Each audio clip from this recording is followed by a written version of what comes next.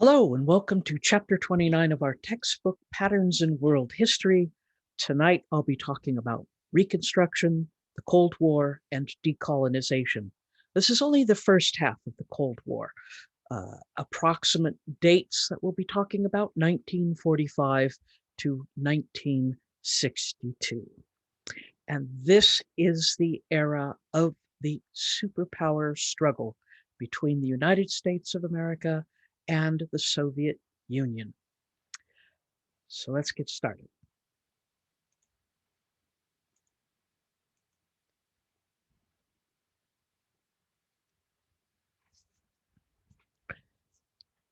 We're living today at a moment like it's the end of a murder mystery, if you're reading or watching on TV. And we know pretty much the answers, but how everything was done, which is a lot of the fun part of a murder mystery. That's what we're going to be talking about, because we're going to be talking about how a lot of our problems today started and why they are so prominent and so important to understand.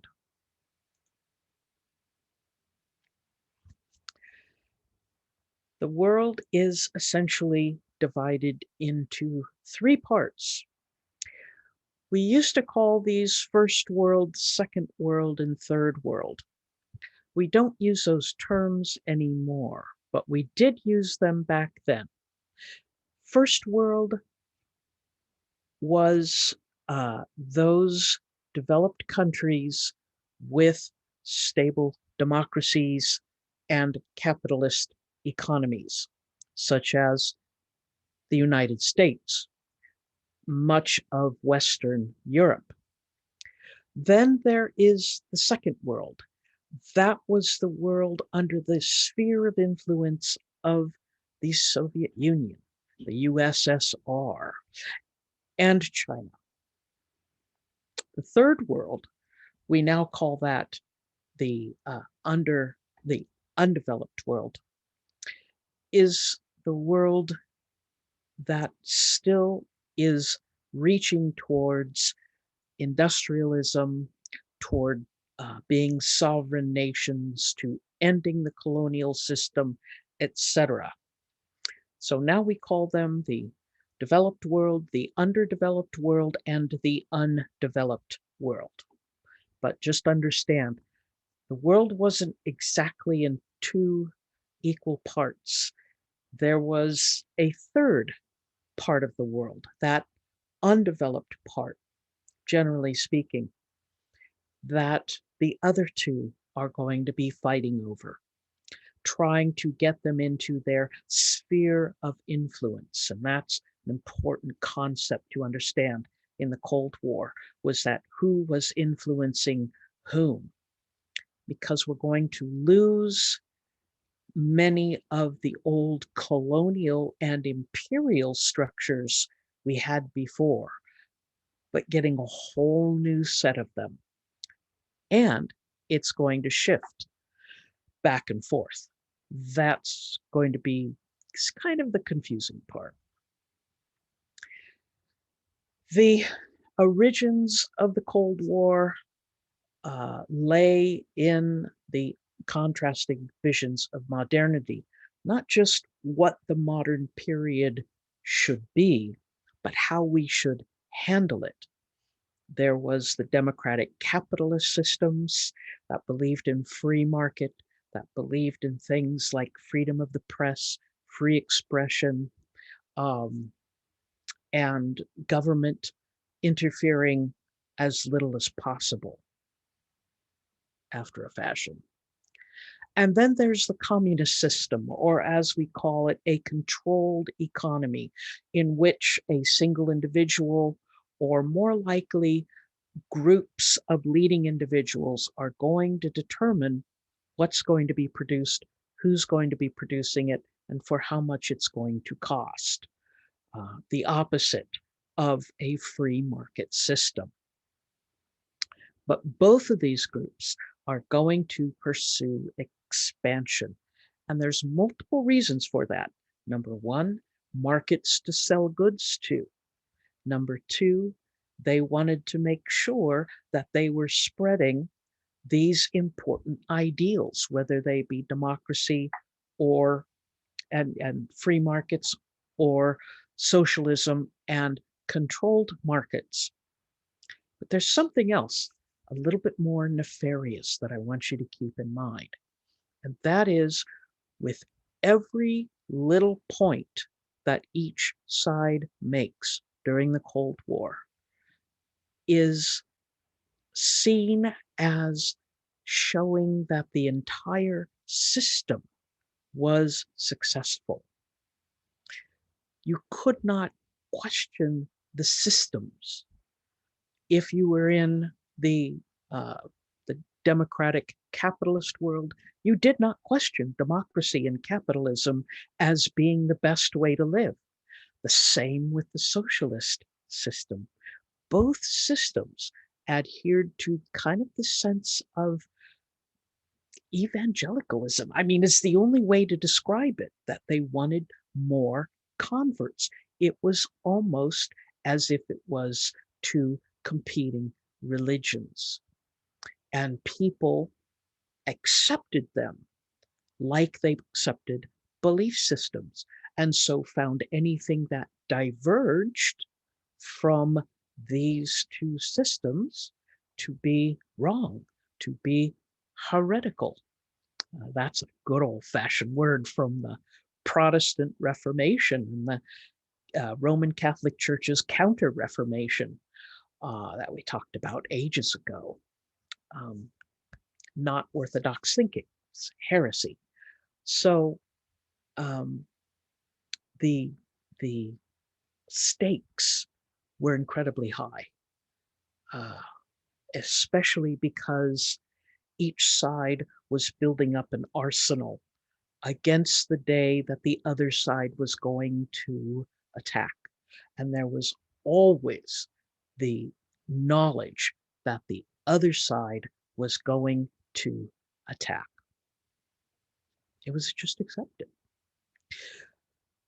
When in 1946, the former Prime Minister of Great Britain, Winston Churchill, makes a speech in a small college in Missouri at a graduation ceremony.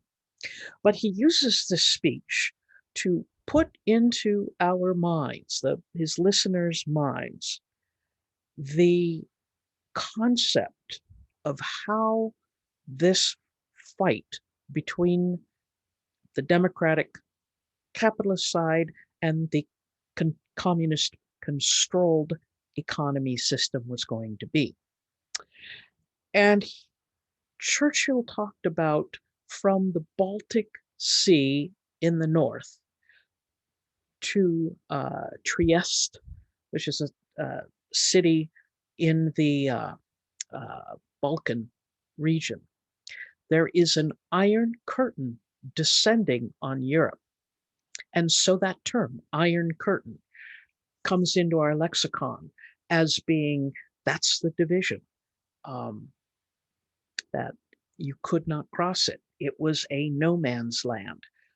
There were fortified barriers, there were guards, there was a profusion of military equipment, and of course, World War II had just gotten over, and so consequently, there was still a lot of military equipment around.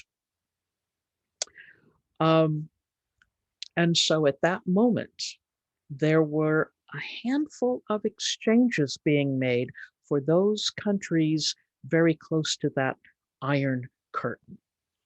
Those countries on the east side of the Iron Curtain were under the Soviet sphere, and those were the countries of Poland, Czechoslovakia, East Germany, and I'll explain that funny little division in a few moments, Hungary, um, Hungary, and then Yugoslavia. However, Yugoslavia was not part of the Soviet Union. It had a different system, a dictator named Josip Tito, but it was sometimes a friend of the Soviet Union, but more often not a friend of the Soviet Union. And because of that, there are a few countries that were kind of straddling, um, such as Bulgaria and Romania. Were making a tendency to want to stay in the West. But at the end of World War II, Greece had a communist government that was overthrown in a coup. And so there was an exchange where Greece became on the capitalist side and Bulgaria and Romania became on the other side of the Iron Curtain. So they were filled out the remains of the countries on that side. There were also countries such as uh, Latvia, Lithuania, and Estonia, who at times in their history had been independent, but now they were firmly in the camp of the Soviet Union. Between 1947 and 1949, we will see violence in the Balkans. Tito, who is ruling Yugoslavia, is still fighting against Stalin, who is still ruling in the Soviet Union. And so there is tension there. In fact, in many points of the Cold War, if you were in the Soviet Union and you accused someone of being a Titoist, someone who followed Tito in Yugoslavia, that was a bad thing to call them. On the other hand, because it was still a socialist nation or titulary socialist nation, it was actually a dictatorship, that was where people in Eastern Europe, under the Soviet sphere, that's where they went for vacation. That they spent summer vacation in Dubrovnik or Split, as Yugoslavia, as that city was also called. Lovely beaches there, lovely warm beaches. So at the same time, there was that division between Tito and Stalin. There was still some access. They weren't as closed off as, say, all of the countries in the Soviet sphere were against Western Europe. You just didn't go to Western Europe, but you could go to Yugoslavia for your vacation. In 1947, the President of the United States, Harry S. Truman, he had been vice president under FDR, and FDR died the last year of the war. He had melanoma and various other problems. And he was quite weakened, especially by having to fly to meet with Stalin and talk about what the Allies needed to do. That was kind of a cruel thing that Stalin did, was force people to fly to talk to him rather than him traveling.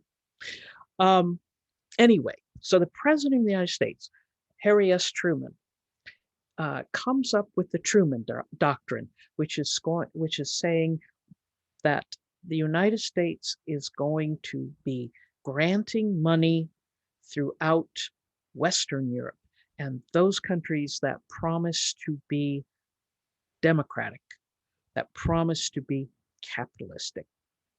So here we have, right from the get-go, a signal from the top of the United States saying we're only going to support those nations that are going to support the democratic capitalist system. But Truman's ideas were not enough. Truman had been a soldier in World War I, He had followed politics after the war. He had seen what a disaster the um, the Treaty of Versailles had been to bring apart um, everything that came along in the Great Depression and World War II. Consequently, he was determined that was not going to happen. He is going to do the exact opposite of the Treaty of Versailles, in that he's going to start handing out money. He knows that he couldn't get it through Congress because he was dealing with a Republican Congress. So he got the plan named after one of the heroic generals of World War II, uh, George C. Marshall. And this becomes known as the Marshall Plan. This is a $13 billion grant to businesses throughout Europe that basically it was there to rebuild factories, get businesses going, and help people rebuild their economy, of course, in democratic capitalist style.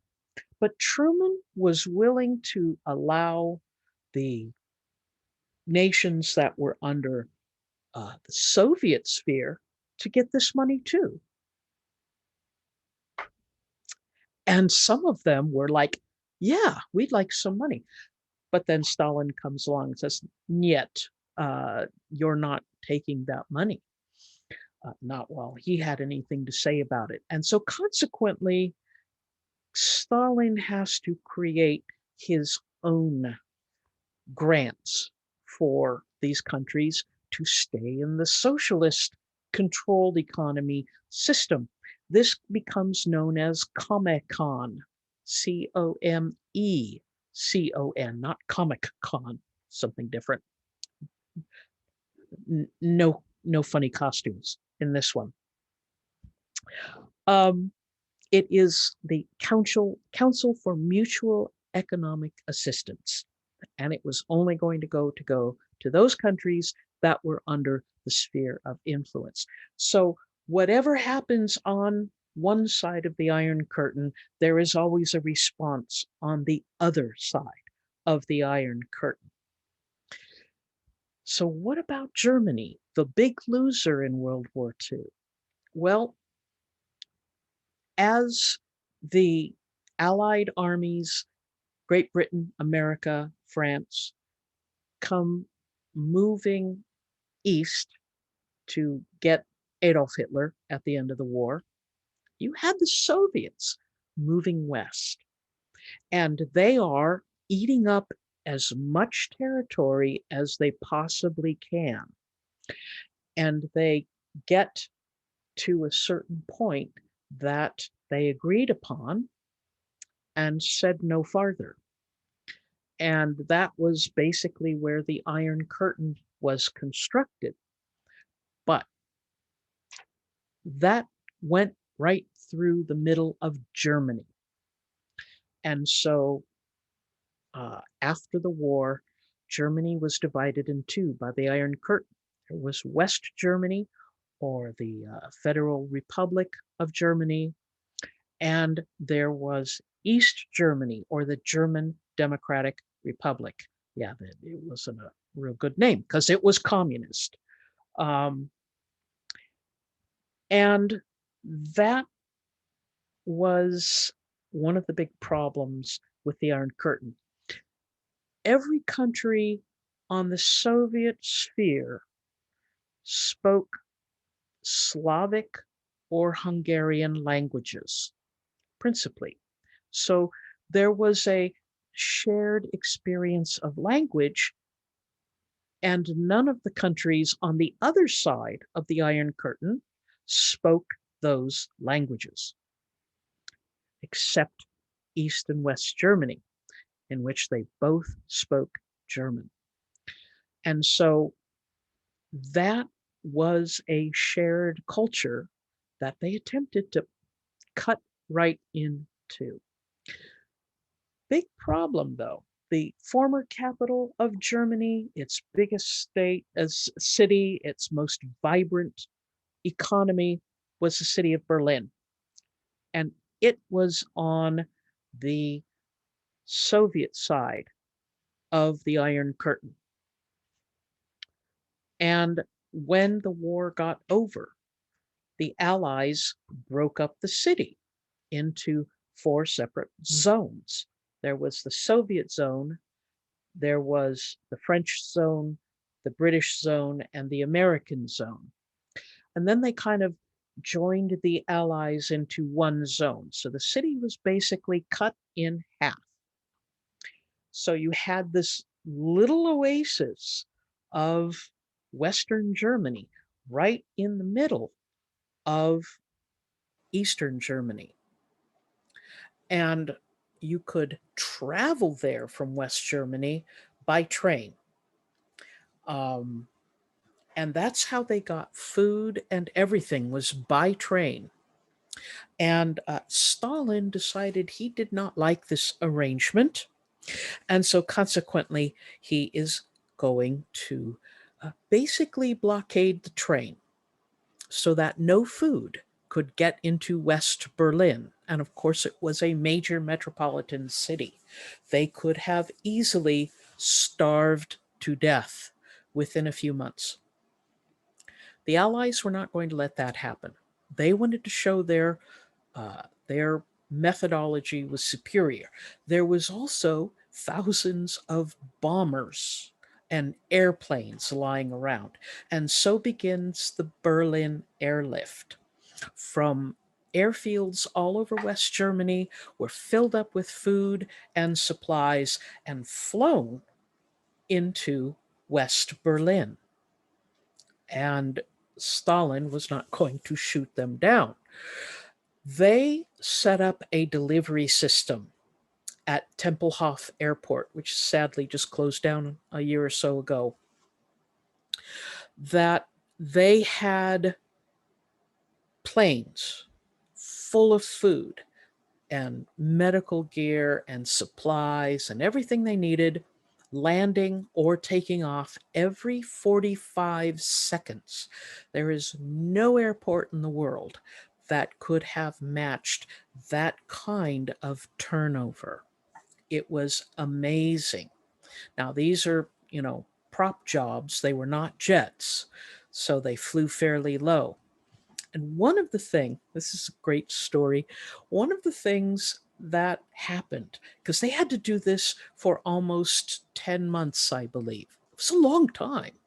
So you can imagine the traffic and the coordination. But they had just fought a war. They had all this down pat. They were just clicking away. But some of the pilots noticed as they were taking off or landing, the kids watching the plane. This is a picture of some of the kids watching the planes.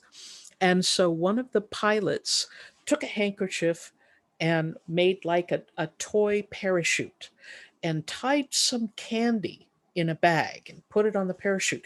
And then as he flew over the kids, he tossed it out the window and it came parachuting down and the kids came running over it.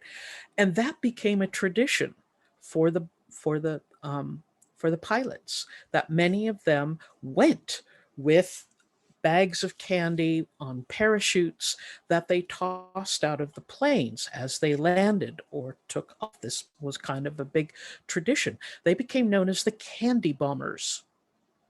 That was their real title.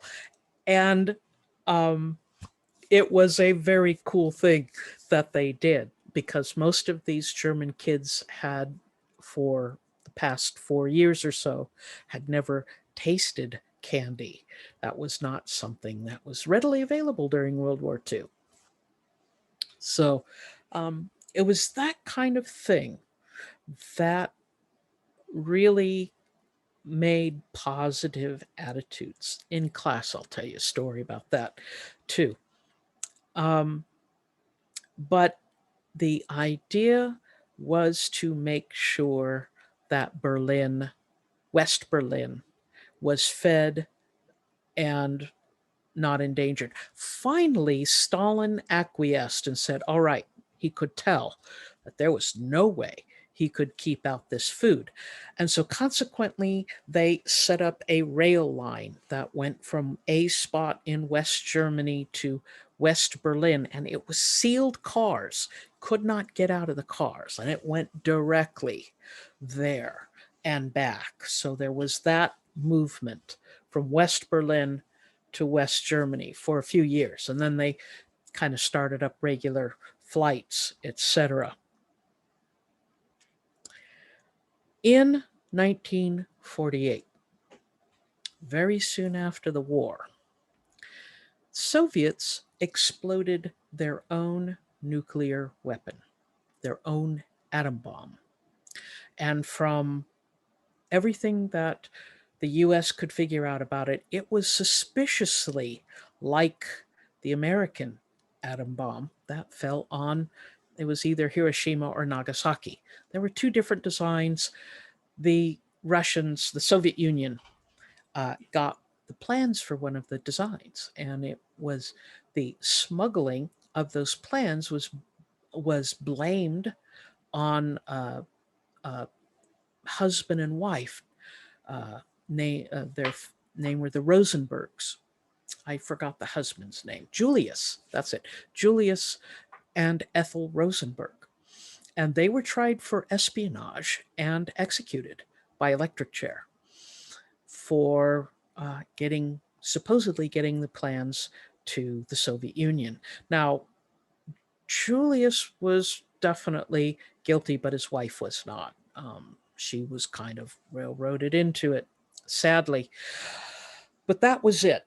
That was all of a sudden, now the Soviet Union and America are on equal footing in terms of nuclear weapons. So something had to be done to make sure there weren't any rogue actors that are going to launch nuclear weapons all of a sudden, and that everything becomes coordinated in terms of defense. Because it was well known that Stalin could get a bomber up and drop the bombs. They didn't have missiles yet. They could drop the bombs on Western Europe. So the Western Europeans were quite afraid of that. And so the Europeans and the United States created NATO, or the North Atlantic Treaty Organization, still going today. It is a defensive uh, uh, organization that is basically shares defense information and espionage. This is the moment that the Central Intelligence Agency is born out of the spy network uh, called the OSS that started in World War II. And the CIA's job was to spy on the Soviet Union and those countries in their sphere of influence, and get involved in political development. And as it will turn out, and of course taken to the logical conclusion, they were involved in assassinations. Um, the CIA did some pretty nasty things, but so did the Soviet Union. That's not excusing that, but that's just basically explaining that these spy networks were there to communicate. Now, one of the most important things to remember is that it is much easier for a person from a socialist nation to spy in the democratic capitalist system because it was an open society. People could travel anywhere. So there were spies all over, human intelligence throughout the West that was working with the Soviet Union.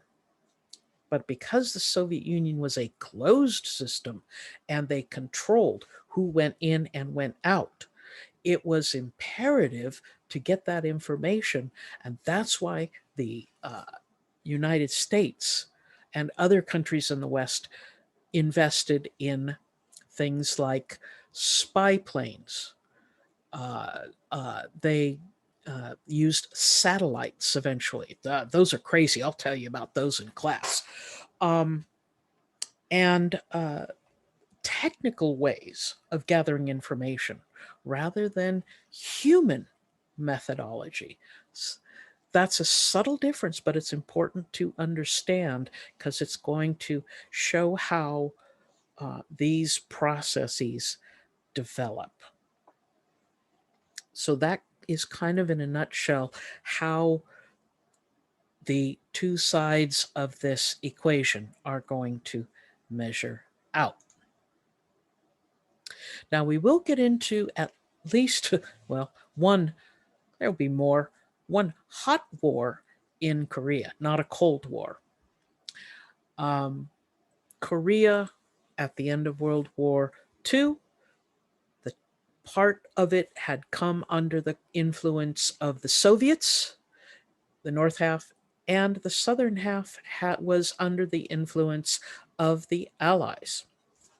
Japan had to give up all of its claims to any land on the Asian mainland. They had lost all of their colonies.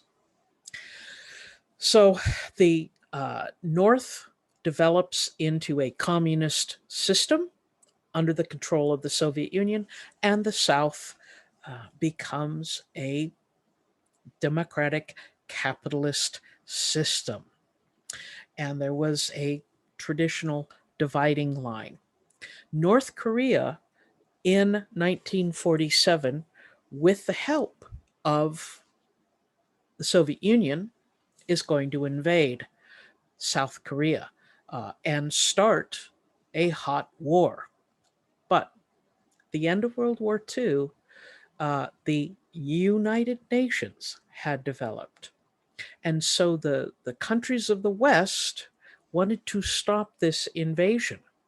And so they went to the United Nations, who basically said, all right, we're going to allow so many countries to put together a police force to go fight this. So it was never really declared a war, it was a police mission, which meant that in the United States, they didn't have to go get permission from Congress, etc. And uh, military from many different countries got to Korea, and this is the first war where there was a major use of the jet airplane. So that was used. This was one of the earliest uses of helicopters. If you've ever watched reruns of that great TV show MASH, it takes place in the Korean War. MASH stood for Mobile Army Surgical Hospital. That was another thing that they had learned from World War II and were creating mobile hospitals. So all of these lessons from World War II are going to improve what's going to happen in Korea. But the Allied states in the South are going to push and push and push and finally almost take over most of North Korea. And then the Chinese show up. The Chinese at this moment had just turned communist.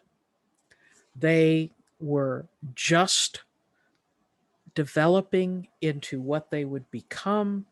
And so they showed up with a giant army and pushed the UN troops back to the 45th parallel, I believe it is. And that there was a ceasefire started, but never a peace treaty. So that's they declared that dividing line a demilitarized zone, and both sides still have massive military might pointed at each other. So it still to this day remains a place that could turn into a war within a few moments' time. And it's come very close a couple of times. But North Korea remained somewhat independent from China and from the Soviet Union, but still under the influence of both. But they tended to be closer to the Soviet Union than to China. There were the age old animosities of Chinese emperors having armies invade Korea ever since the Han Dynasty in like 600 BCE. Um, so uh, it wasn't 100% China that is supporting Korea, but it is China that shares a border with North Korea. North Korea was deemed to be the aggressor nation who started the war. So the fighting was uh, completely justified. The Chinese got involved because the Americans had kind of parked a fleet of naval vessels off of the coast of China to try to kind of gin up some trouble. The general, George MacArthur, is going to push very hard for a solution that would have wiped North Korea off the map. He was talking about strategic nuclear weapons at one point. He will get fired by the President of the United States for going too far. Um, but it's an interesting moment because it's 1953 when that armistice or ceasefire is signed. That is right in the middle of McCarthyism.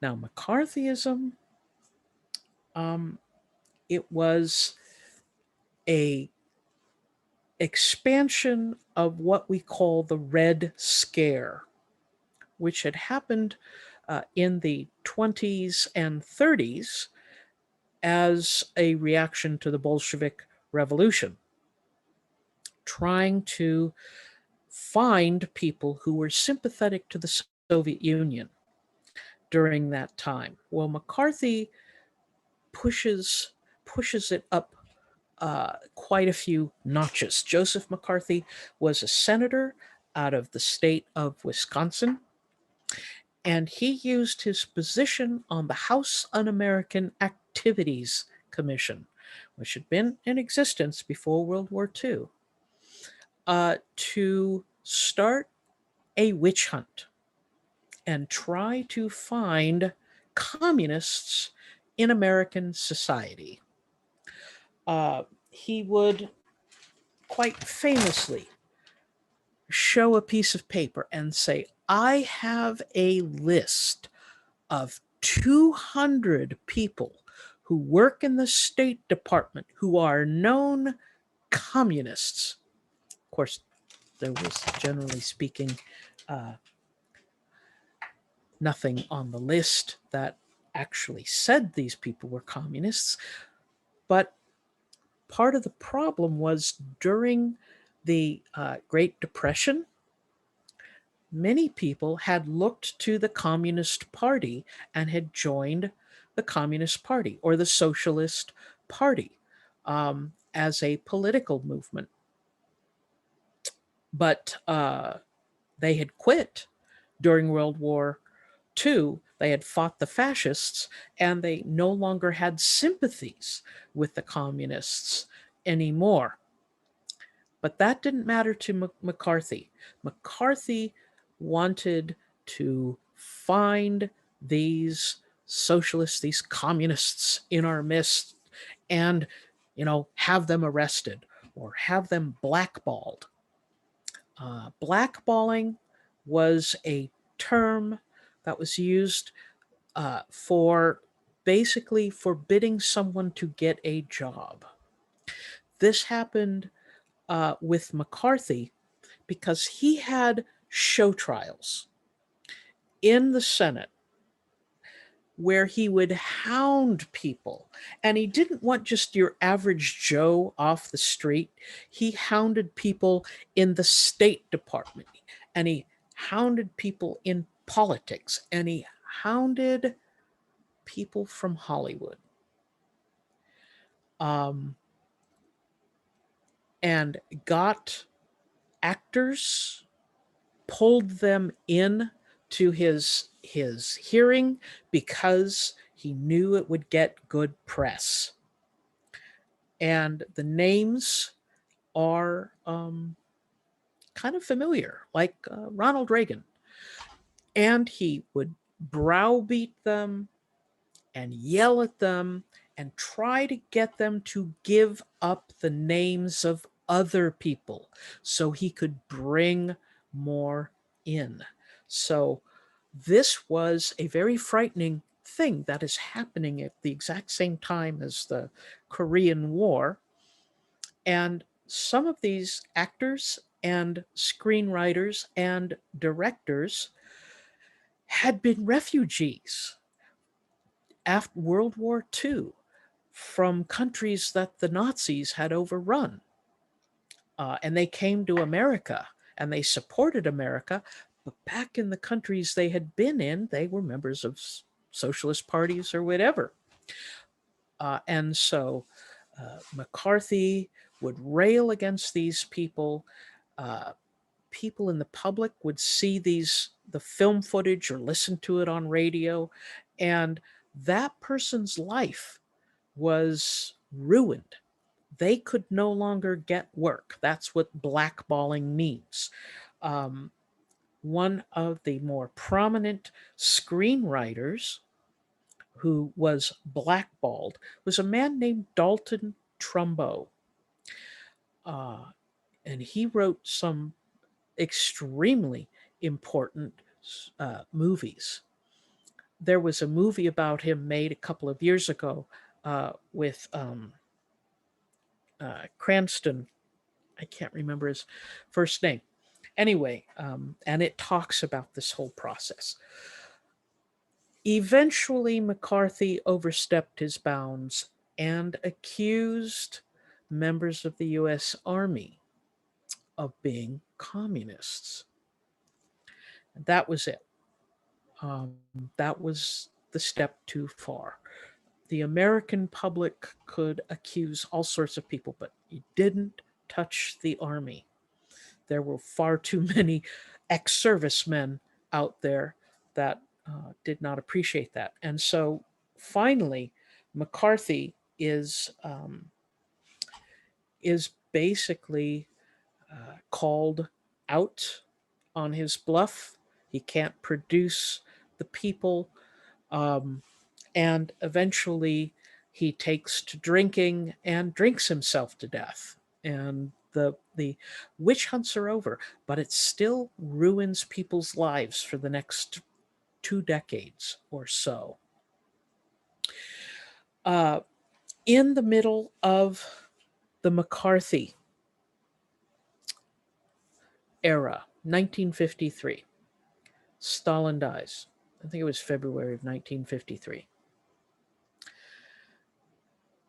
This is a man who had ruled the Soviet Union since 1926, so a good long time.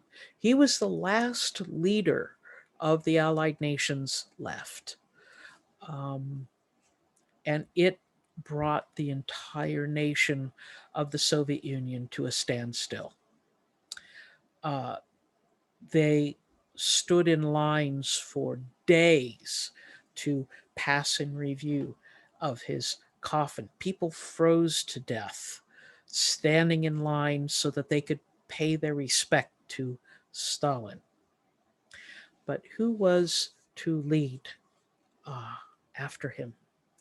Stalin did not trust anyone. He had members of his own cabinet shot, arrested, imprisoned, just to keep everybody else in line. And everyone, everyone was afraid of him, everyone in politics. So there were multiple different people who could have taken his place.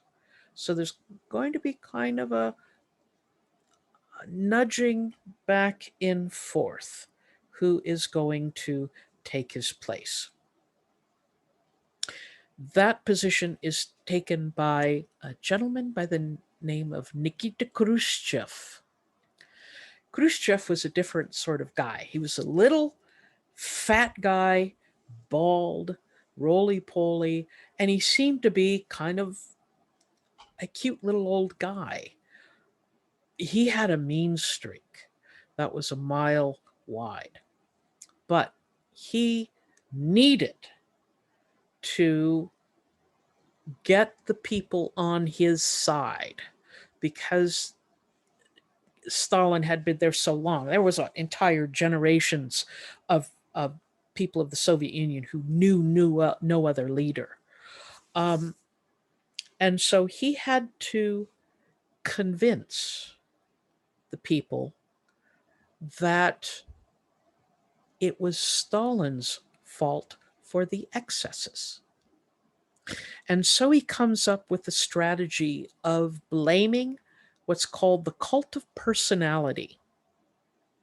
It was Stalin who ordered people into the gulag. It was Stalin who had all these people executed. It was Stalin who wanted socialism in one country. Um, and so Khrushchev will give a secret speech in 1956. And that's when he will blame Stalin and the cult of personality.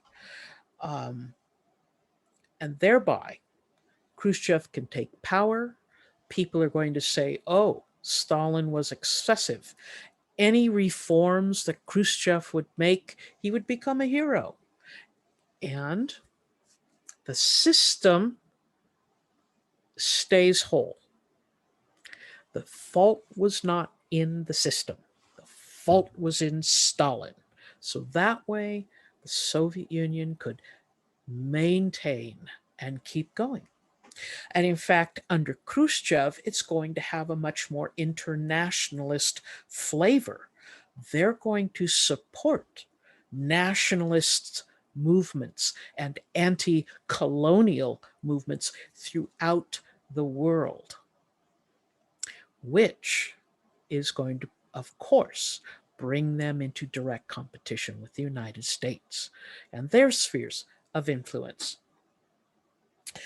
Um, but Khrushchev is not going to have a smooth sailing. For one thing, Eastern Germany is going to have quite a bit of unrest because their industry had been severely curtailed after World War II.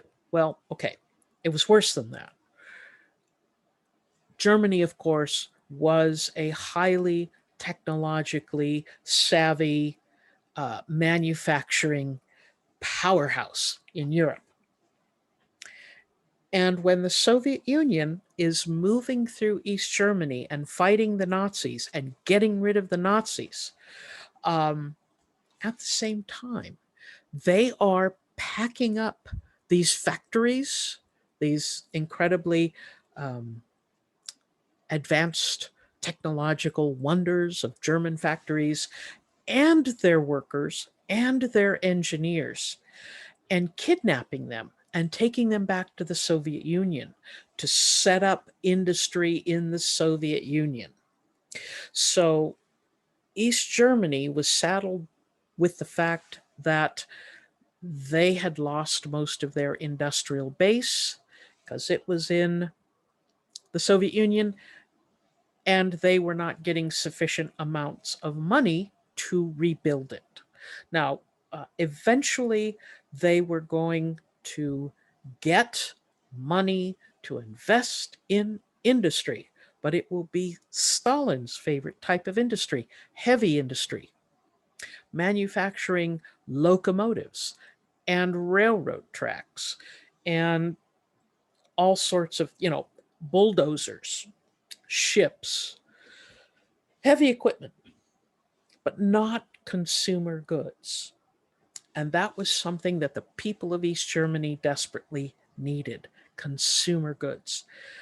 And they were not being created under the Stalin's policy. So they're going to have holding strikes. So not only under a little bit under Stalin, but under Khrushchev, yes, they're going to start striking. And Khrushchev is going to find controlling the satellite states is going to be much more difficult than he imagined. There will be also revolts in Poland. Polish students will be revolting and wanting freedom of expression and some other demands, which they will not get. This will be in October of 1956. The Hungarians hear about the riots in Poland, and a nationalist movement starts in Hungary in November of 1956, in which they bring back one of their old leaders, still a communist, but someone that was not approved by the Soviet Union, a man named Imre Nagy. And they begin rioting, and it becomes extremely violent. They break into the National Guard and militia buildings, they get arms and guns, and they start fighting and getting rid of the secret police and hauling secret policemen out of their building, hanging them up by their heels from trees and beating them to death. Yeah, the pictures are really something. So it becomes a really violent riot because Hungary, eventually, their major demand is they want to become neutral. They don't want to be under the Soviet sphere of influence, but they don't want to be under the American sphere of influence either. Because after World War II, Austria, little Austria, becomes neutral. It becomes neutral ground, like Switzerland was. And Hungary wants to join them and be neutral. For one thing, Austria, because it was neutral, became the site for all sorts of government agencies, like things like the World Bank, etc. So there was a huge amount of investment, and Austria was building up and doing quite well for itself, and Hungary was not. So Hungary was seeing them and wanting to go back. The Soviet Union, and Khrushchev is not going to have it at all. He sends in tanks and crushes this reform movement and turns Hungary into a very bleak place for a little while. But his strategy works. He keeps Hungary and he keeps Poland inside the Soviet bloc. Now, it's important things to remember. People are watching this from outside, and people in the West are going to be cheering on the rioters in Hungary and encouraging them to fight by radio. And then when they're crushed, it's like, oops, we really blew it. And they really did. The ramifications of this riot were horrific, as far as people being sent to prison, people being tortured, people being executed. It was nasty. Um, so, yeah, that's going to quiet things down in the Soviet sphere of influence for a little bit. For a little bit. But 57, I'll play you some stuff that's happening in 57. The Soviet Union had been putting money into technology. They were desperately trying to keep up. The United States was also putting money into technology. But this is the opening of the space race.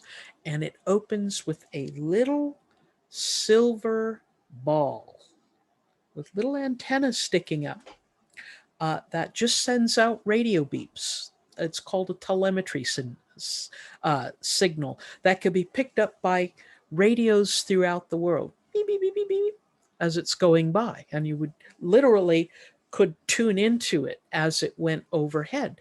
And it was called Sputnik. And it was launched in 1957, 4th of October. And it basically, its job was just to be in space. And it is the first human powered, human devised instrument that's up in space. It's not taking measurements. That wasn't, it was just sending out a telemetry signal. But this, all of a sudden, gets everyone panicked because if you can get a rocket up, then you can put a bomb on it and you can have it fall wherever.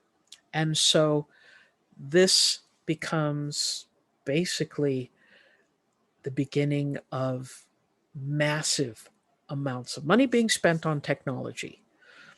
This is when we see intercontinental ballistic missiles, or ICBMs, missiles that could take nuclear warheads, multiple ones, and fire them across oceans like the Pacific Ocean or the Atlantic Ocean or up over the North Pole and land in someone else's country. There were only two countries in the world at that moment who could afford to spend that kind of money on this kind of technology. It was the Soviet Union and the United States. And as I talked about how um, espionage had to be done by technology in the West, the CIA and another organization that the United States didn't know about until just a few years ago, when its presence was actually noticed, the NRO, the National Reconnaissance Organization. They're the guys who took the pictures and everything from the satellites and interpreted them. The headquarters, you probably have passed it, heading south on 28. There's a big building before you get to Westerfield Boulevard, that where that new Wegmans is. There's a building over on the right side. It's kind of got blue glass. That's spy headquarters, not the CIA, but the National Reconnaissance Organization. So yeah, if war ever starts, don't stand near there because they're going to get bombed. Anyway, I'm joking. So at this time, there's a huge amount of money being spent for prestige, to be sure, yes, but oh man, for military might and for espionage. Those budgets are still classified. We will never know how much money they actually spent. At the same time, in the middle of the late 1950s, there will be a revolution in Cuba, which is very close off the shore uh, of Florida, um, and that the former government in Cuba, the ruler was something of a dictator named Batista, but there was a lot of American uh, spending, American industrial spending in Cuba, growing sugar and other plantation crops. And uh, a communist by the name of Fidel Castro and will start up a revolutionary movement and get rid of Baptista. And Cuba becomes communist. So all of a sudden, right off of the southern border of the United States, is a island that is now communist, and it will fall very closely under the sphere of influence of the Soviet Union, and it's going to get even more important in a couple years. But the CIA and other organizations like the NRO are going to be formed in order to spy, bring information back by satellite, by photograph, by however ways possible. And I'll talk a little bit about that in class. Um, but also to undermine, to do things to make it harder for the Soviet Union to spread its influence, disinformation campaigns, playing around with elections, a lot of dirty stuff that's going to be done. And as I said before, assassinations. Um, One of the big ones, of course, uh, will be uh, in Iran. Take care of a um, elected official. So uh, so um, the the CIA will be basically out of the budget, a black budget that the president will have. Eisenhower, um, who was the president in the 1950s, after Truman, is going to kind of organize that. Um, and he will be helped by the first head um, of the CIA, a man named John Foster Dulles. If that name sounds familiar, the airport is named after him. So the airport on Highway 28. I'm sorry, Allen Dulles. John Foster was his brother. Both the Dulles brothers were in uh, the presidential cabinet. Anyway, so the CIA is going to do things like train anti communist guerrilla fighters in the Middle East, in Latin America, and Africa. In 1961, under the CIA influence, a group of former followers of uh, the former head of Cuba, Batista, are going to try to invade Cuba. And it's called the Bay of Pigs. It takes place in April of 1961. And the CIA is going to bumble it. And the guys who do the invasion are going to get all killed or arrested or imprisoned by the communists and treated extraordinarily bad. So they were going to land at a place called the Bay of Pigs. So this is known as the Bay of Pigs invasion, and it was a huge failure and a very big embarrassment for the United States because it becomes clear that it had been helped along by the CIA. But it was a failed invasion. Um, and so we're going to see uh, stuff like that happening.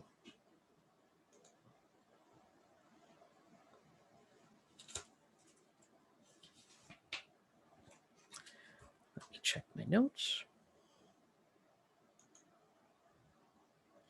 So back to Europe for a few moments.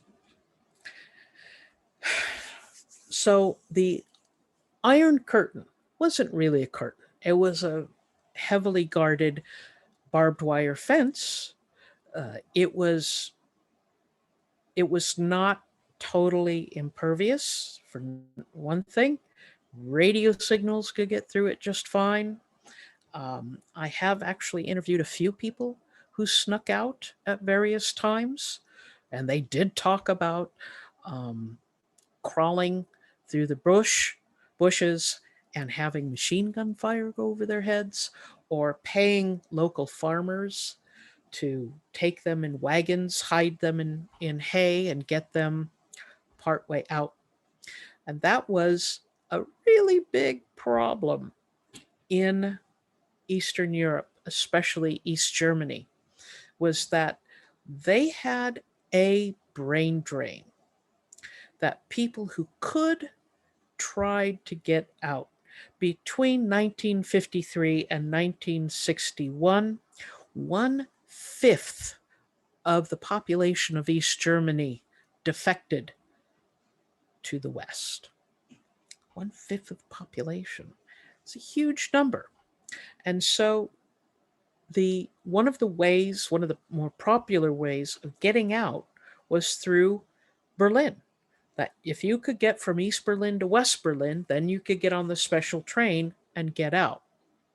Um, but that was difficult to do when the East German government, under the direction of Khrushchev in the Soviet Union, basically built what will be known as the Berlin Wall.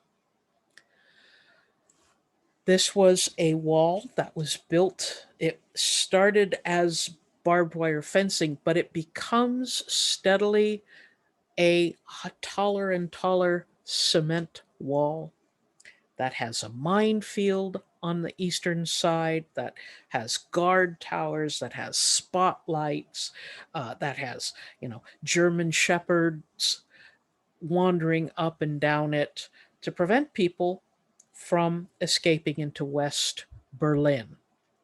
A few people did, many people died doing it. Because there was a certain point that if you crossed it, you were shot, no questions asked. On the west side, the West Berlin, there was no guards. Nobody cared. There were, in fact, it became just coated with graffiti of people displaying their uh, dislike of this wall. But putting a wall between down the middle of a city divided families. There were people caught on the wrong side of the wall at different times and were stuck. There were buildings that they had to brick up all the walls because people could climb out of the windows and get across. There were tunnels dug underneath. It was crazy. And we all thought it was permanent. I get to talk about that next chapter. But the Berlin Wall was this absolutely cement symbol of what was wrong with the communist system to our eyes, to the Western eyes. The Soviet bloc is what the communist countries were called, rigidly controlled the administrations of all the governments on the other side, on the eastern side of the Iron Curtain. And this is important to know. In the Soviet system, the government apparatus, the state apparatus, followed the lead of the party, the Communist Party, in whatever nation they were in. It was the communists that gave the order, the party. So to be the party secretary which is what the job that Khrushchev had, which was the job that, all of the other leaders had. That was a much more powerful position because that person made the policies that they then told the government apparatus to carry out. And in some of these satellite nations, the government was installed at the end of World War II by the invading Soviet army. They just basically put their guy in charge, and that was it. In other countries like Czechoslovakia, it took a couple of years. They had elections right after World War II, but there was a coup in February of 1948 that the communists took over the government. Uh, the way this administrations worked was that they controlled everything, who did what and where. They told you where you could live. They told you what job you had. Nobody could be unemployed. Remember, it was in favor, everything was in favor of the workers, so nobody could be unemployed. If you were unemployed, you were considered mentally deficient or crazy and were sent to asylums. Um, and all of this was supported by secret police. In the Soviet Union, they were called the KGB. In East Germany, they were the Stasi. In Czechoslovakia, they were the STB. And all of these countries had secret police. They could bug any phones. They could listen in. The secret police kept large groups of informants busy. They had to recruit so many informants to spy on everybody else. So they had regular people who would turn in information about their neighbors, especially if their neighbors lived in a real nice apartment and they wanted that apartment. You can bet on occasion they would turn in their neighbors. Another insidious problem was they had a quota for how many recruits they had to make. If they weren't able to recruit sufficient informants, they just picked names out of a phone book and listed them as informants. This is going to be a problem in a few years, but people were unaware that they were named as informants. Families were unaware that the husband was a informant on his wife, that sort of stuff. And there was always a threat of prison, of concentration camps, and there was worse, gulags, and I know the Czechoslovaks had a really special place to send really bad guys. They had uranium mines, no protective clothing.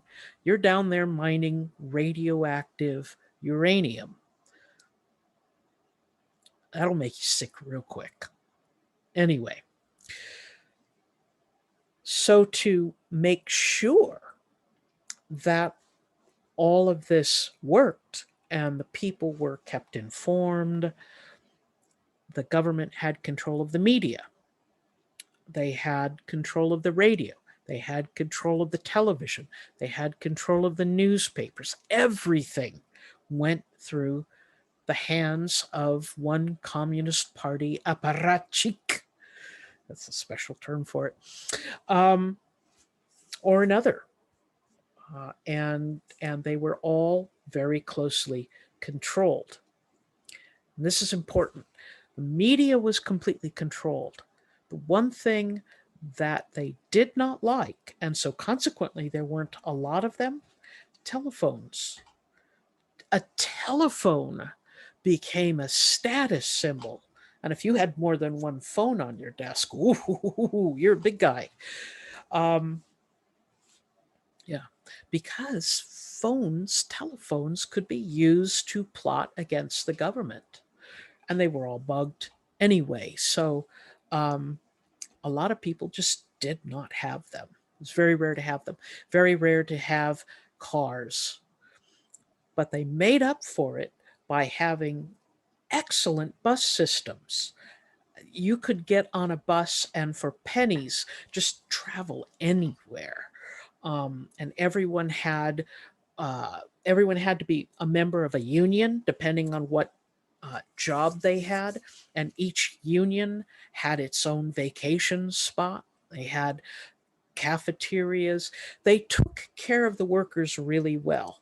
If you were a worker that did welding or whatever, you made 3 times what a full-time college professor made.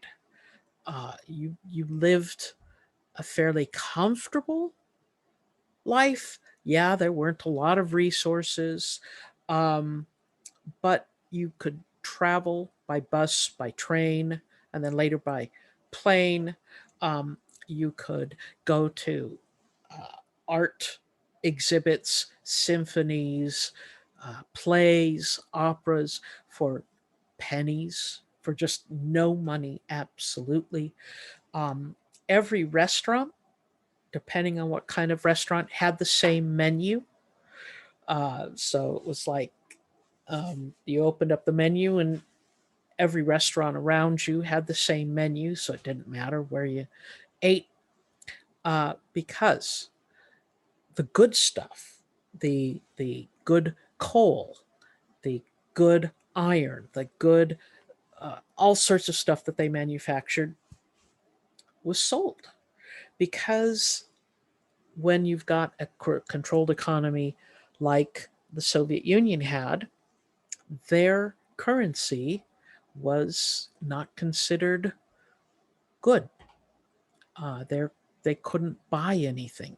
They needed hard currency, which is like dollars or pounds or Deutschmarks or etc., to purchase goods from the outside. Uh, and so having hard currency was a big deal. So they sold all their good stuff that they manufactured in order to get that hard currency. Was constant shortage of goods. Um, if you remember back to the spring of 2020 and the first time you went into the grocery store and there was no toilet paper or paper towels or Lysol or hand sanitizer or disinfectant cleaner, imagine living your life that way, where there would be shortages like that. That's the kind of shortages they had. Toilet paper was really a very desirable um, stuff, and I've tried Soviet era toilet paper. It's nasty stuff. Anyway, so um, no unemployment, but no great choices as far as consumer goods.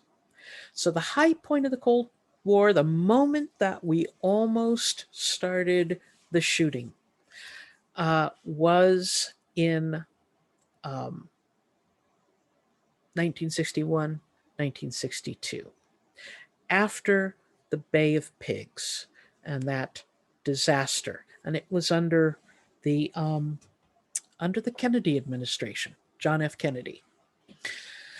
So, uh, U.S. had lots of spy planes and flew regularly over Cuba. And the footage, the pictures they brought back, showed that there were Soviet ships landing in Cuban harbors, and this was also verified by American submarine traffic as well.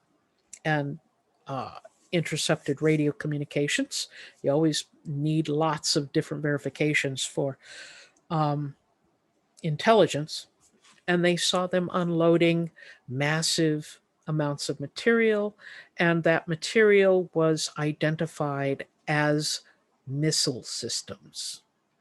This was a little bit before the Soviet Union had true intercontinental ballistic missiles. So to get missiles that close to the United States, and you can see how close it was, would have been a big coup, would have been a big deal. And so Kennedy blockaded Cuba so nothing can go in and out. And this is when Kennedy and Khrushchev go toe to toe, called the Cuban Missile Crisis. And they are basically sending missives and yelling at each other and negotiating. And on the table for the negotiations was not just the Soviet missile systems in Cuba. That wasn't all that was being uh, argued about, because Kennedy had put missiles in Turkey, which was similarly as close to the Soviet Union as some of these missiles were in Cuba to the United States. But Kennedy only talked about the missiles in Cuba. Khrushchev was talking about the missiles in Turkey. So this was like this toe-to-toe thing, and Kennedy was threatening to, bomb the missiles in Cuba if they weren't pulled out. Well, a compromise came at this crisis, and Khrushchev agreed to remove the missiles from Cuba, as long as Kennedy agreed to remove the missiles in Turkey. And Kennedy does, and Khrushchev does. So the missiles from both countries are packed up and sent home. But Kennedy never mentions the missiles in Turkey. But he talks a lot about the missiles in Cuba. Khrushchev tried to tell everybody about the missiles in Turkey, and nobody listened to him because the Western press did not trust the media in the Soviet Union. They always lie. They're always telling fibs. Yeah. So Kennedy looked like he won. Uh, Actually, they both negotiated a settlement, and this would start to limits in nuclear proliferation. One of the key ingredients of that was the hotline between uh, the Kremlin in Moscow and uh, the White House in Washington, D.C. Now, it's pictured as a red phone sitting on Kennedy's desk in the Oval Office. It actually wasn't. It was a teletype machine. I'll talk about teletype machines because that's something I've studied a lot of. But they didn't depend on verbal communication. They depended on typed communication. And this is very important. Um, if you ever hear people talking about the football and the president, the football is the code word for a 45-pound briefcase that is taken up by like a lieutenant colonel, and it follows the president everywhere they go. Gets on Air Force One, gets on Marine One. It's never outside of the periphery of the president of the United States. That is the hotline. It's portable now, but that has all the nuclear codes, and that way the president can say, give me the case, can open it up and put in the codes and order the launch of missiles. But that's what the hotline eventually becomes, is this wireless thing called the football. So if sometimes watch as president is going into Air Force One, and a little bit later there's someone in uniform, and they've got this big heavy black suitcase. That's the football. Um, so what is it like in various places after the war? Post-war period, the desire to spend money, the relief that the war is over, is going to be a huge boom period for most countries. For American soldiers, the GI Bill is going to give American soldiers, American military men and women, mostly men, a chance to go to college on the American taxpayers to try to get better paying jobs, especially STEM jobs. It was really designed to get better engineers so we could, have better engineering for things like weapons. But it was a huge boon to the United States. All of a sudden, you had a whole bunch of returning soldiers going to college. So it would be very usual to see a lot of older faces in college. Um, the Marshall Plan is going to spread money through Europe and rebuild factories. So all of a sudden, places like Germany and Japan are going to have brand spanking new factories to build things. And after 1947, 1948, uh, there will be new technology. The transistor. Um, I might have to explain to that in class. Uh, you can make little radios, transistor radios. That kind of technology is going to be adopted in Germany, but very much in Japan. Japan goes into a big way for transistor manufacturing to make electronics smaller and smaller. Things that are also happening. Um, art, artistic culture. And sometimes we get too involved in paintings, thinking, paintings, that's artistic culture. Leaving out radio, television, and movies. And those three are the big artistic cultural achievements post war. Um, it's going to take television a little bit of time to adapt, but we've got big, beautiful movies, and everybody went to the movies. Um, it was just what people did. It was cheap, and uh, people enjoyed going. Hollywood was turning out a really impressive number of films. So Latin America, we haven't talked much about Latin America, and they didn't do much during World War II. However, they are going to have some growth in urban areas because they will be needed to manufacture things in the post-war. Um, However, there will still be huge numbers of large landholders, oftentimes multinational business interests, who will prevent land reform, prevent revolution in many places. Uh, Industrialization is going to lag behind commodity exporting the raw materials, exporting food. Uh, and that's going to prevent a real big growth in manufacturing and in manufacturing jobs, the good paying manufacturing jobs.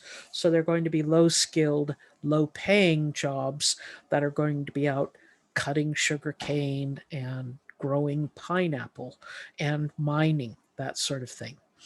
And the state's going to put in a lot of money to make these go as well.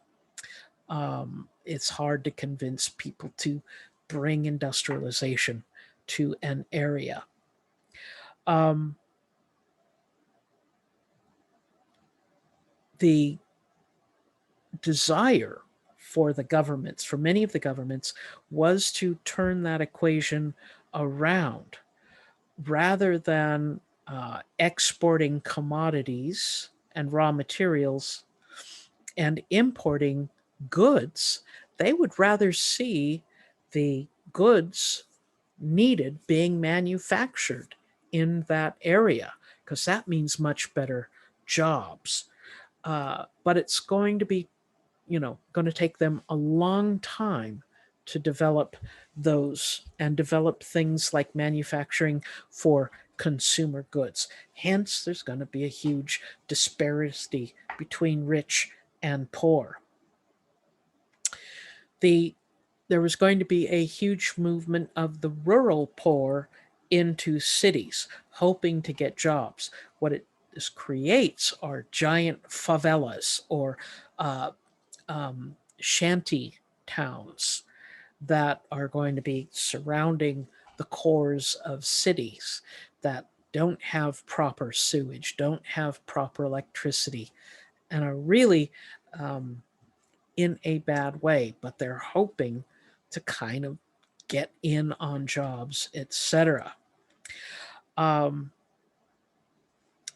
and part of what's going to be a problem in Latin America will be the United States, because the United States is going to be more interested in promoting loyal governments rather than promoting democracy. What do we mean by that?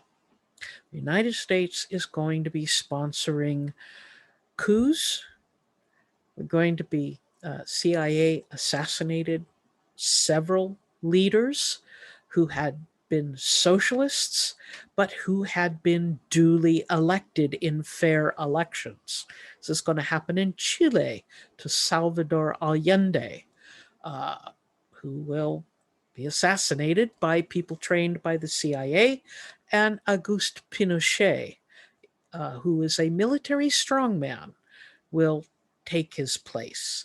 And Auguste Pinochet is going to make Chile favorable to international businesses, especially copper mining.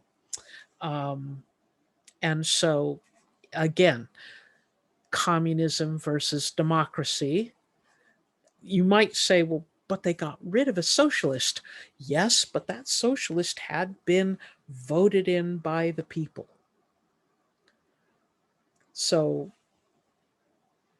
taking away the people's voice and the people's vote and installing a dictator is pretty anti-democratic.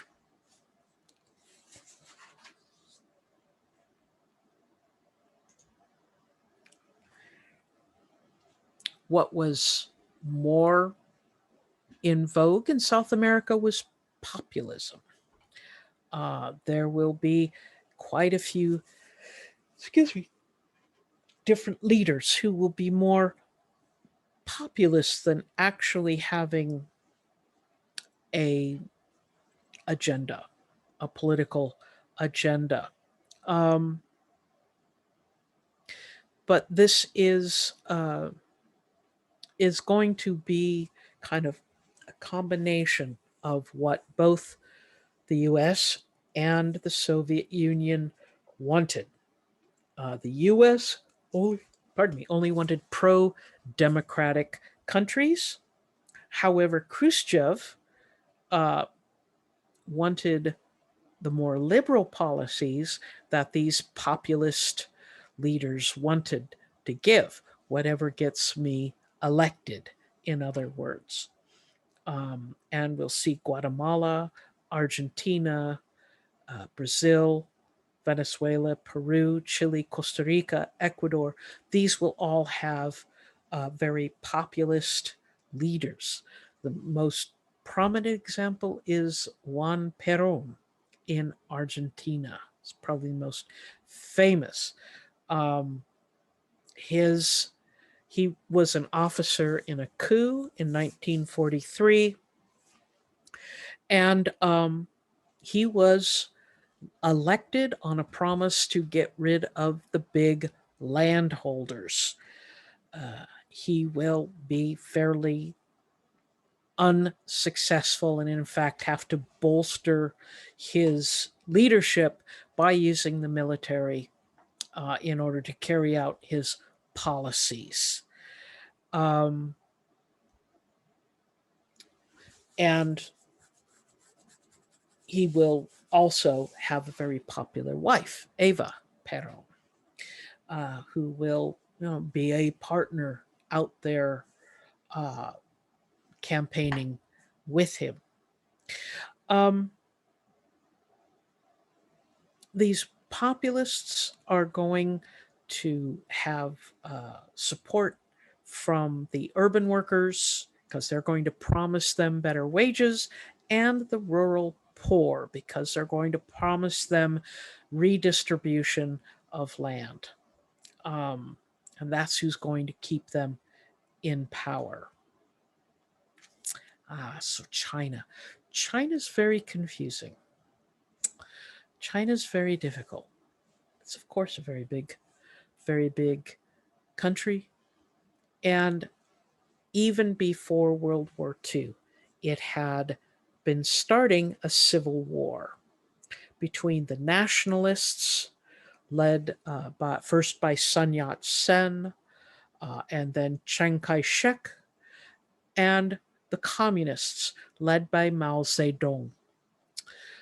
The Civil War will kind of go on a hiatus during World War II, where the United States will be shipping actually both groups funds and arms to fight the Japanese. Unfortunately, most of the arms are going to be saved for when the war is over and they can fire up the Civil War again. That is exactly what's going to happen. And it will be Chiang Kai shek and the nationalists versus Mao Zedong and the communists. But Mao had the support of the rural people and the farms and promised land reform in order to help the people. The nationalists had more material and they had US support. The communists will win in 1949, and the elites of the nationalists and other nationalists' supporters who could get out are going to get out of China and escape to Taiwan, the large island off of the coast of China, where they will set up the Chinese Democratic Republic, as opposed to the communist China, which Mao then installs. The land is redistributed to the peasants, and the landlords were shot. Um, and so Mao actually keeps his promise to redistribute the land. However, the slow movement of growing sufficient food is going to force Mao to collectivize the farms. So a step forward and two steps back. By collectivizing farms, that means that there's a lot of shared equipment, there's a lot of shared labor, and you can, if you've got the right people in the collectivized system, you can grow more food. Mao could have done it another way by allowing the peasants to name their price for the rice and the produce, but he had complete control of the economy. So it was easier to collectivize the farms than allowing the prices to float so that farmers would make enough to encourage them to grow even more.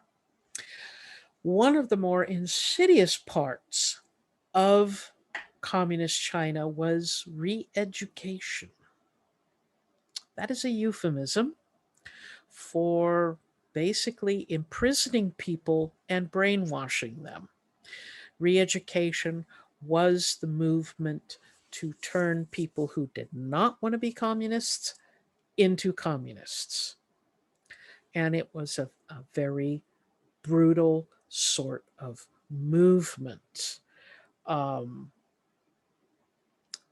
and some of the parts of re-education were interesting. One was called the Let 100 Flowers Bloom. Mao had kind of a very elegant way of putting things, where they allowed intellectuals to criticize the government. Because in Marxist thought, self criticism is an important part of the government.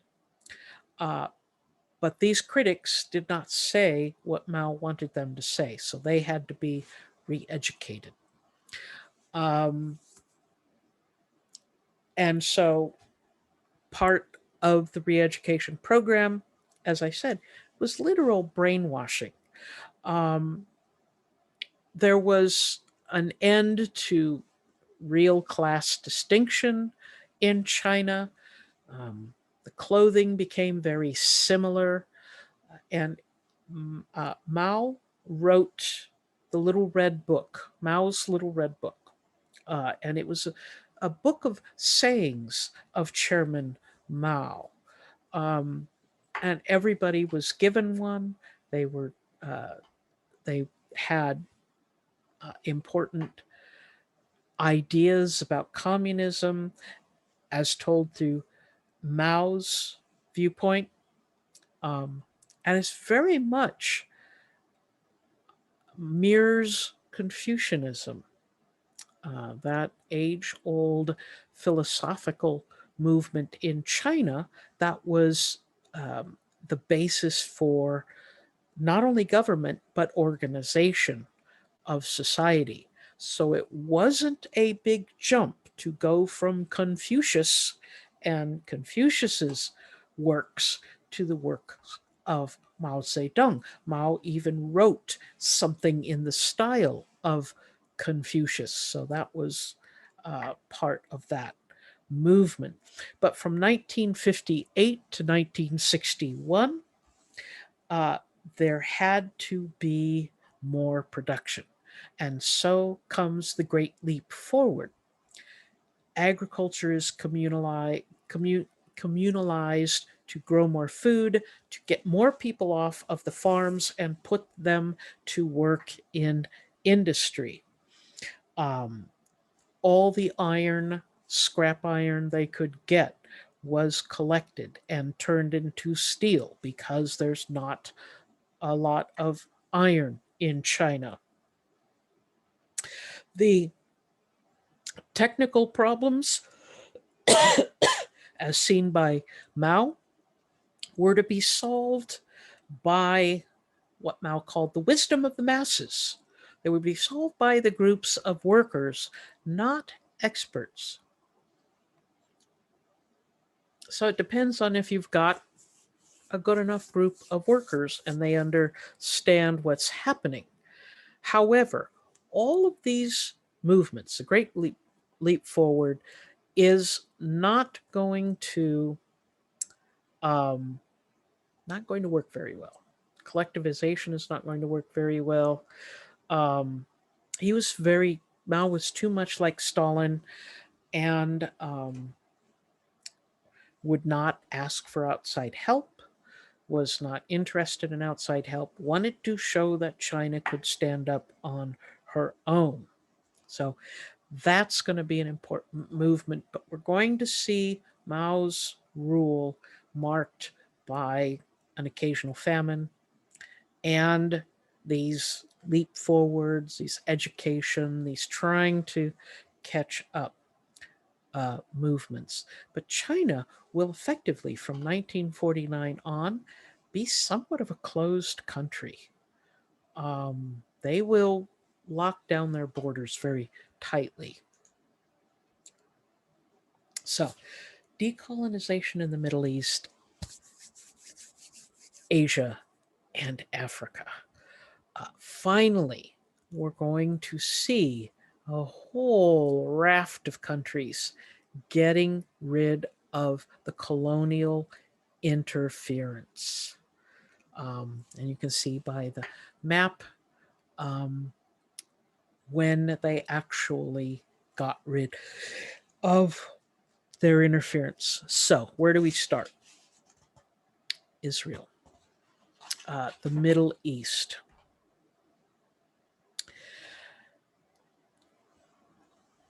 I had mentioned last chapter that the British had a big hand in protecting the area known as Palestine. But Jews and their Zionist movement wanted to move there.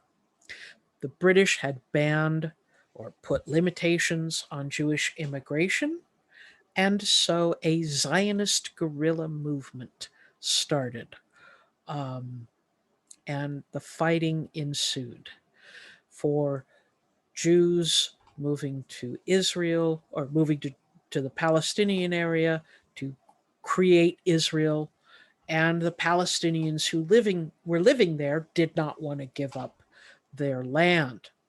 The United Nations will come up with a plan, a partition plan in 1947, and the Arab residents there are going to reject it. And so the Israelis basically proclaim themselves a state in 1948, and they immediately have to go to war with everybody around them.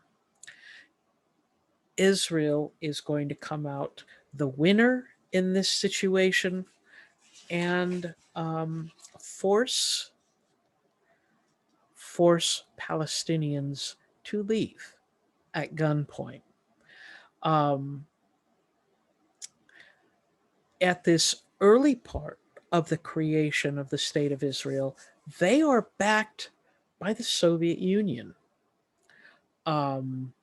Because the Soviet Union is pushing for the establishment of the getting rid of colonies. The United States is up as against it. So is Great Britain. Great Britain had tried to stop this from happening. And the United States and Great Britain tried to embargo.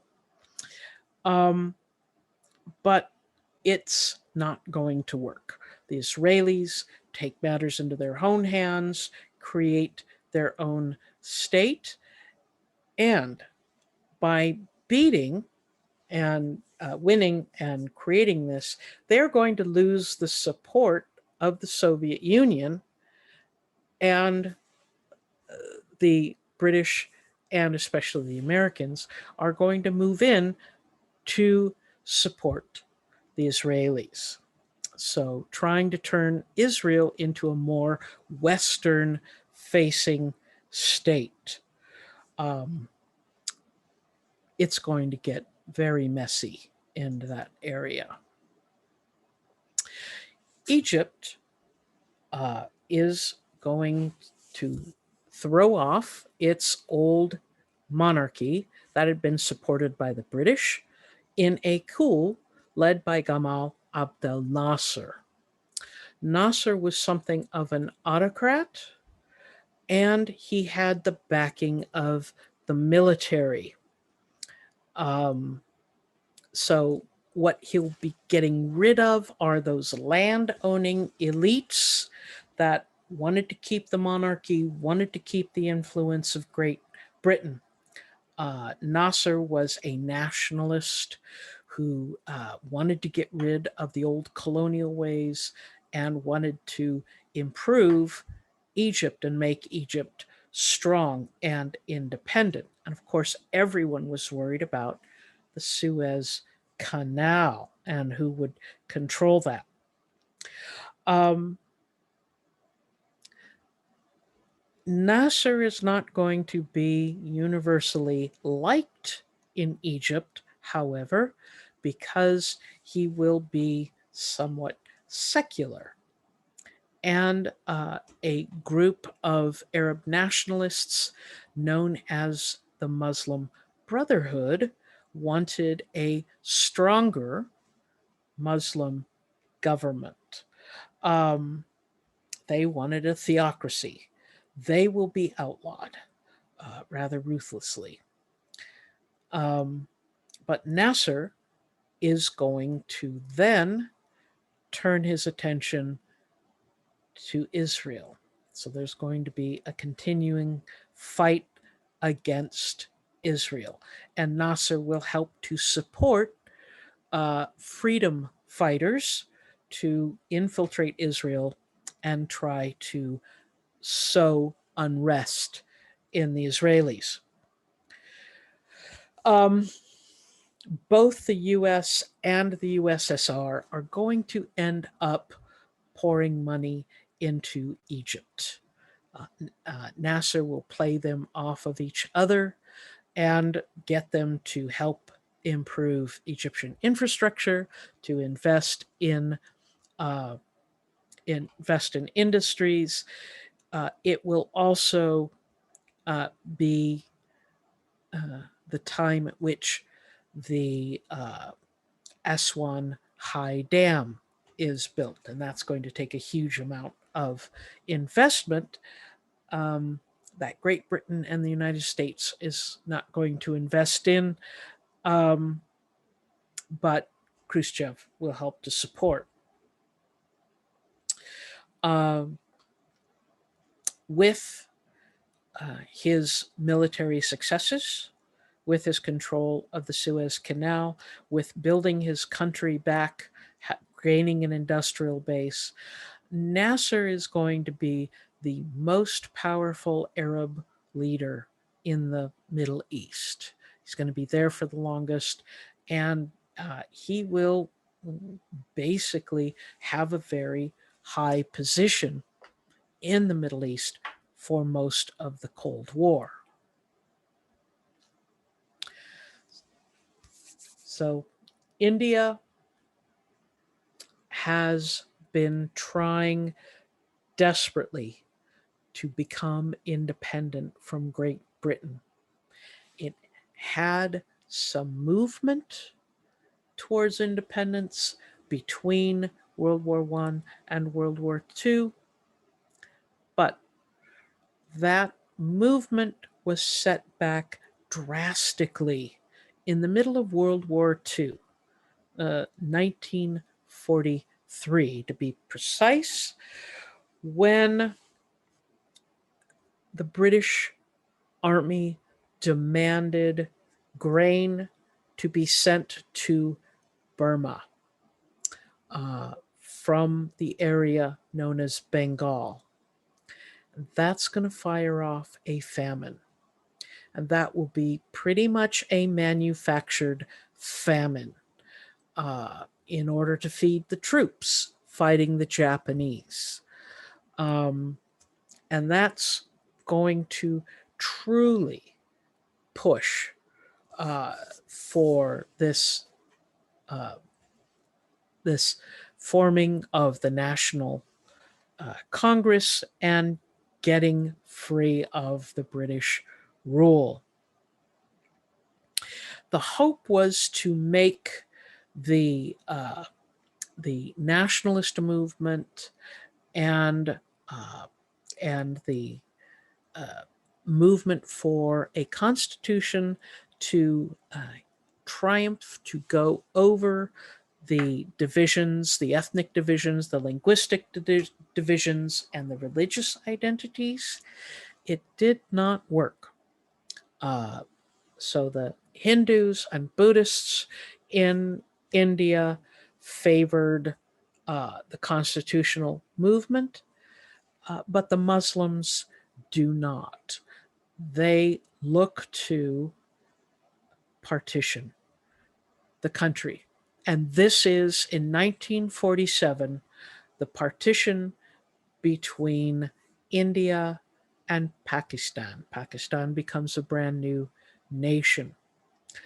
Um, so essentially, India is going to get its independence from Great Britain, but that exact moment, the Indians will try to make India for Hindus only. And so they will force Muslims out of India, and Hindus who are in Pakistan or East Pakistan, what we now call Bangladesh, will be forced to go to India. Millions of people must pack up and leave. Some don't get a chance to pack up. It is extraordinarily brutal. There were no plans for it. It was just millions of people, millions of Muslims moving north, millions of Hindus moving south. Communities completely broken up and divided along sectarian lines. Um, at least 100,000 people die in this partition, and there will be a perennial state of war, essentially, between India and Pakistan. The India will develop a parliamentary system. Pakistan will develop an authoritarian system. Um, and eventually, East Pakistan will get its independence and become known as Bangladesh in 1971. So this is a ongoing struggle between the two groups. Um, Becoming a nation from this giant subcontinent is going to be a real task. Um, but the idea in India was to rapidly industrialize with some success. But they're going to invest, the government is going to invest in heavy industry to try to gain self sufficiency. And this is going to make it more and more aligned with the Soviet Union. However, they do not want to become aligned from the Soviet Union. So they become basically uh, an element or a part of the non aligned movement. These are nations who have official policies that say we do not want to be part of the uh, capitalist democratic sphere, and we don't want to be part of the communist controlled economy sphere. We don't want to be aligned with either one of them. So there is going to be that movement that's going to be led pretty much by um, by the Indians. Southeast Asia, their their birth pains after colonialism is going to be a very tragic tale. The French want to hold on to the area they call Indochina, which is, of course, uh, Vietnam, Cambodia, Laos. The French also want to hang on to their holdings in Syria and Lebanon, um, and their holdings in Africa. But in Vietnam, we see a guerrilla war starting up against French colonial rule that will end in a all-out war, the first Vietnam War. Um, the independence movement had already started before 1945, but the need to fight the Japanese was very strong. However, in 1945, um, the leader Ho Chi Minh will declare Vietnam independent. And then that's when the war is going to start. Um, with France, Ho Chi Minh was an avowed communist, and he wanted to turn Vietnam into a communist state. The French are going to be adamant about preventing the spread of communism and hoping to contain it. At Dien Bien Phu, which is the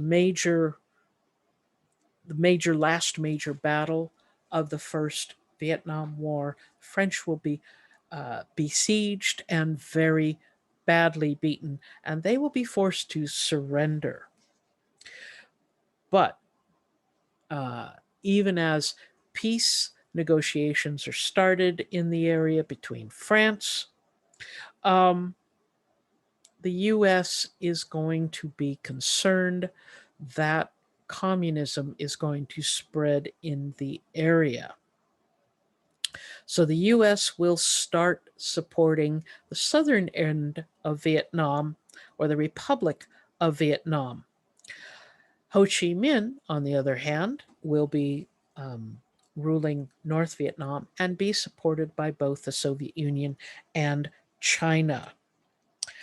Um, Kennedy, John F. Kennedy, will become adamant and passionate about stopping the spread of communism in Vietnam. He will start sending material, money, and advisors, and more advisors, and more advisors. And those advisors are men in uniform. So starts the Second Vietnam War. Um,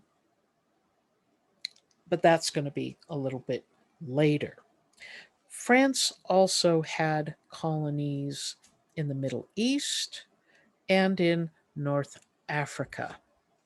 Uh, and those are going to be some of the earliest ones to start dissolving. France had been uh, trying to hold on to Algeria, but having to fight for their dominance there. And eventually they're going to give up their colonies around 1962 because it was just becoming too costly to keep them.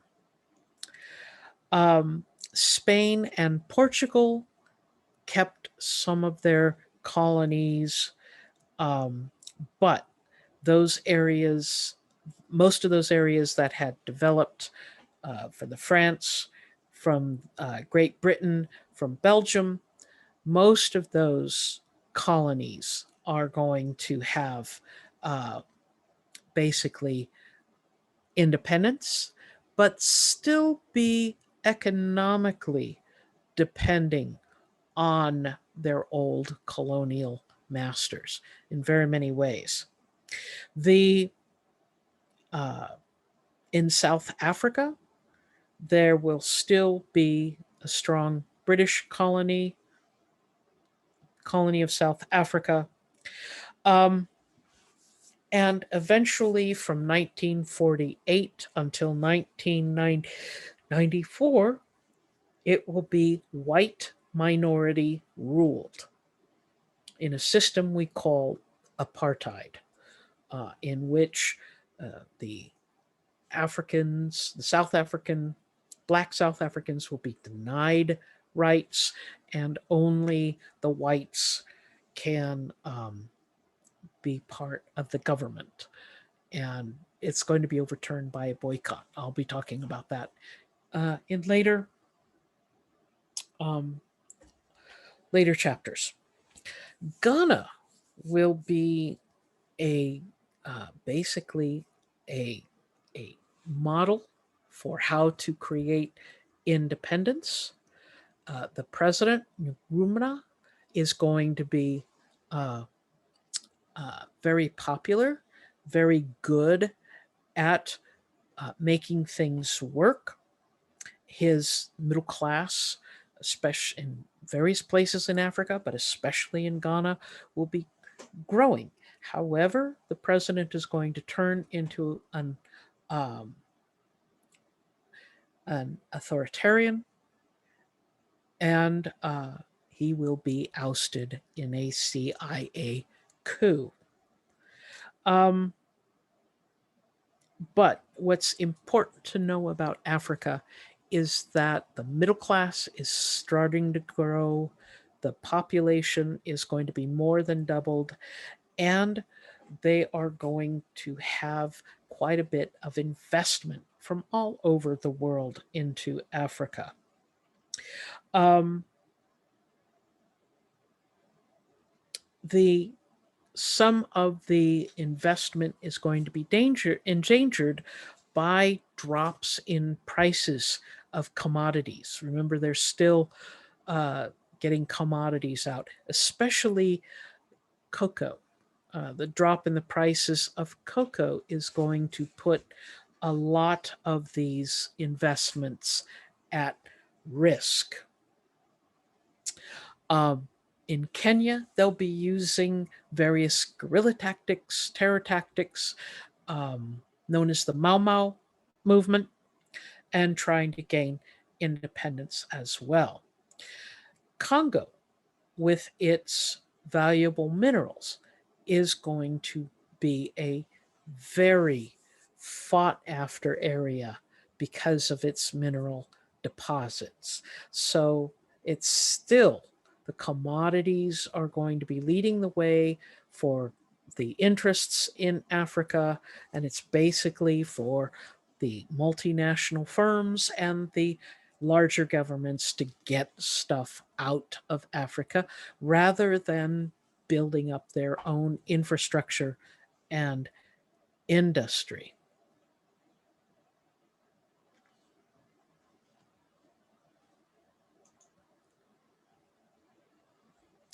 So the non aligned movement will end talking about these guys.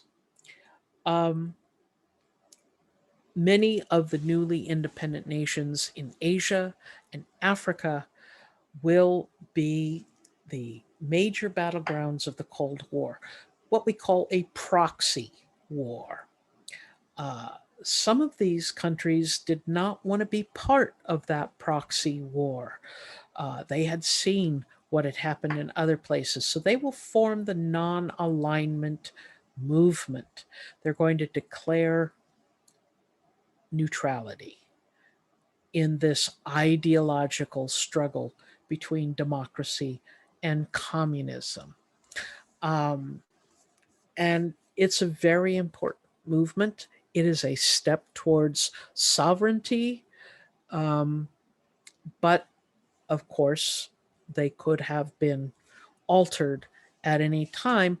And by having such entities as the KGB and the CIA into areas doing nefarious things, there was always the risk of something going terribly wrong.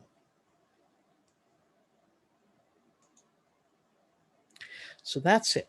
That's the first part of the Cold War. Um, it's a lot happening here. It's going to get even more crazy. The 50s were a weird time. We think of it in America as being quite bucolic. People going, having houses in the suburb, everybody having a car, um, a single income by the father could raise an entire family. Mom stayed home, wore pearls and a dress, and vacuumed in the same. Um, but that's just a very small part of the situation. You've seen all the unrest around the world, and there was plenty of unrest in the United States with restrictions on voting rights for African Americans. There was still some anti Asian discrimination. Uh, so, wasn't all perfect. Um, but the feelings against communism in the United States were extremely strong. Um, it just was not acceptable in any way. My mom, when she started teaching, had to sign a contract that said that she was never a member of the Communist Party. I had to sign one too when I started teaching in California. So still around. Uh, so definitely it wasn't as lovely as the TV shows Leave It to Beaver or Happy Days made you want to think about it. So don't get suckered into that idea of the 50s were the good old days. Because in many parts of the world, they certainly weren't. And in America, they were only good old days if you closed your eyes to a lot of the other problems. So I look forward to discussing this with you in class.